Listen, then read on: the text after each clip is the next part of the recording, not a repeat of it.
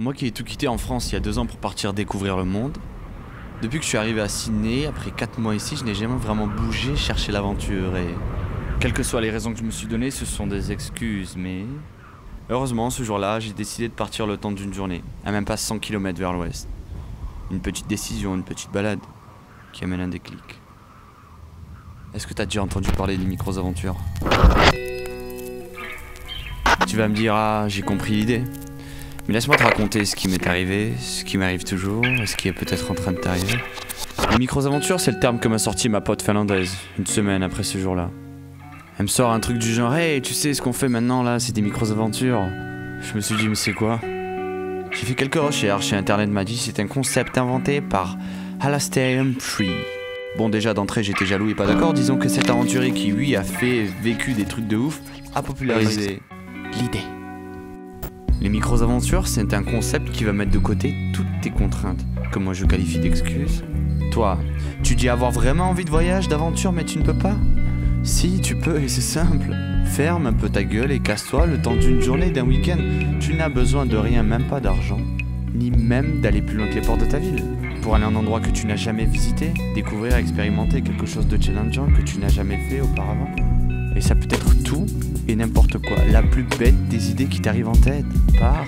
À partir du moment où tu casses ta routine, découvre et surtout vis une nouvelle chose. C'est ça, une micro-aventure qui pose une colle à ton esprit, lui qui ne cesse de te mentir sur d'innombrables jugements et de certitudes sur tous les sujets possibles du monde. Mais bref, nous parlons là de voyage. Je n'ai pas le temps, je n'ai pas d'argent, j'ai des enfants, je dois faire ça avant. Chut. Le principe des micro-aventures te force à lui poser une question. Une question à laquelle il n'a pas d'autre choix que de répondre. Est-ce que toutes ces excuses maintenant sont valables? Comme je te l'ai dit, d'entrée, depuis que je suis arrivé à Sydney, je n'ai pas vraiment bougé. Mes 2 grandes excuses, c'était premièrement parce que je suis venu ici pour gagner de l'argent et donc travailler. Et deuxièmement, parce que quand je ne travaille pas, eh bien je me repose. Je chill et me métamorphose en gastéropode, collé à un lit ou un fauteuil, à baver sur les addictions du turfu. J'ai retrouvé un mode de vie considéré comme rationnel depuis des millénaires. Métro, boulot, dodo. Bon, j'ai de la chance, je n'ai plus à prendre les transports, mais je consacre toujours plus de la moitié de ma journée à courir, ou plutôt à attendre l'argent. Dans un travail de merde qui d'ailleurs, physique ou non, est fatigant. C'est fatigant. C'est fatigant, t'es fatigué quand tu rentres du travail, hein. Donc je me repose, ou soi-disant décompresse. J'active mon état passif quand apporter est ma passion. Cette passion du voyage, celle qui me fait vraiment vivre et toucher ce que l'on recherche tous dans le fond. Mais non, la plupart du temps, je noie ma passion dans des excuses. Et c'est frustrant. C'est frustrant, hein, tu le savais sans le savoir. Mais maintenant, toi qui te justifies maintenant. Putain, qu'est-ce que t'attends? Hier, j'avais essayé d'atteindre cet endroit et j'ai pas réussi. Aujourd'hui, j'ai réussi. Je suis content. Dire qu'on a Sydney, mec, on dirait pas, tu vois. Bon, c'était pas mal, c'était pas mal. Ok, je peux commencer. Ok, la famille. Je vois déjà un petit peu à travers les bras. Mais je sens que je vais être très surpris. Oh my god, feeling.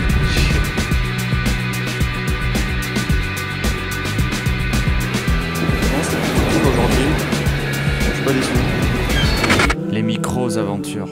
Pourtant, il y a tellement de choses à dire encore dessus. Et commence pas à me dire ouais Z c'est normal, tu es à Sydney.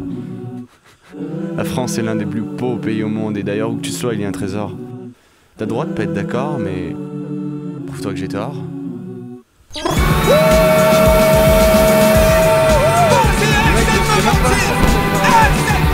Première fois de ma vie que je vois des concours dehors. Là-bas gros il y a un rocher.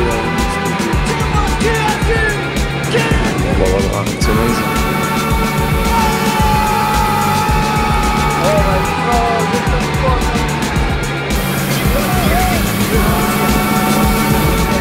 C'est moi, tout ça c'est fini. Tout ça c'est fini. Ah putain.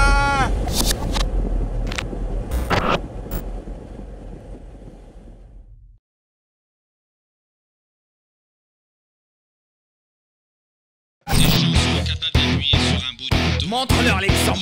Cette merde sera toujours plus intéressante. Certes, mais est-il judicieux de regarder?